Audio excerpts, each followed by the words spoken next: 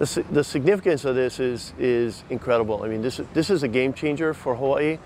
To have the world convene here, 160 countries, up to 10,000 delegates for 2 weeks, is unprecedented in terms of global meetings, in terms of the exposure that we'll get here in Hawaii.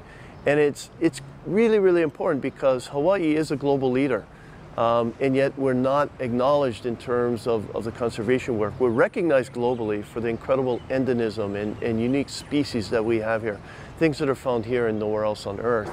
We're also known globally as perhaps one of the extinction capitals of the world, or as a global hotspot.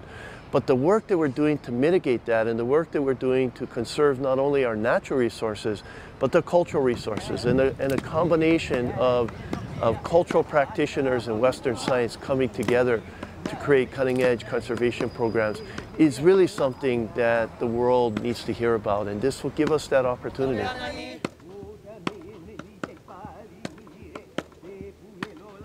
I think the key message is there's hope.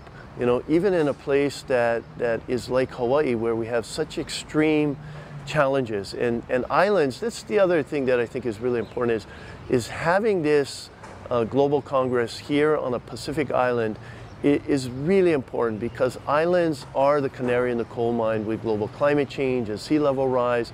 We're a microcosm of all the issues that the world is facing, and we feel them a lot quicker. Things are accelerated and compressed on islands.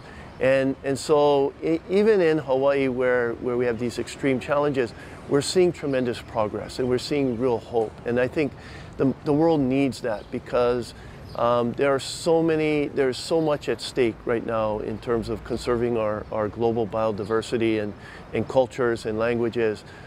We need hope, and we need to see that there is a way forward. The hosting agreement we have with IUCN, it's a three-party agreement. So it is the United States, the U.S. Department of State is one of the parties, but really the focus is on the state of Hawaii. And I think you're right, it is significant.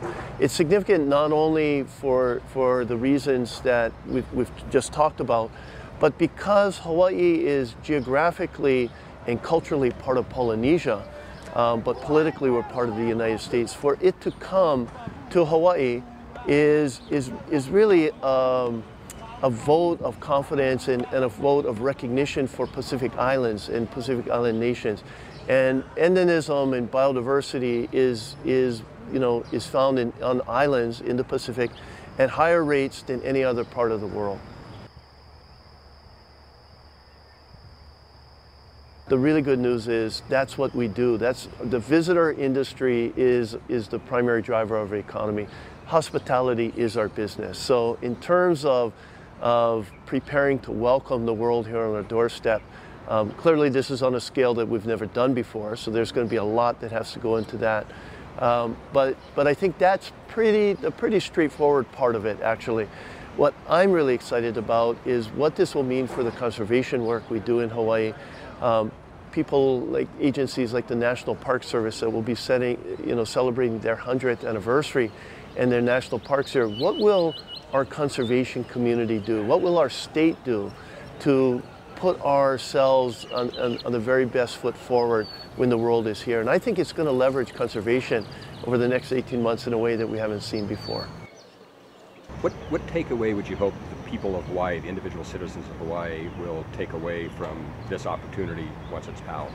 Great question, Dan. You know, the preaching to the choir, I think you're right. You know, for those of us deeply embedded and involved in the conservation community, it's our life, and we end up, you know, we have a peer group that we talk to on a really regular basis.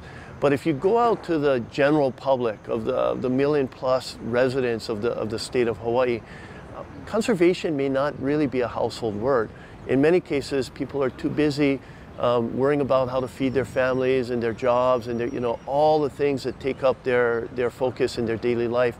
I think one of the great things that's going to come out of this, just as APEC became a household word, even if it was just because of the traffic disruptions, IUCN and conservation and the World Congress will become a household word. It will raise the awareness of the importance of conservation in our state to the general public, and that is really exciting.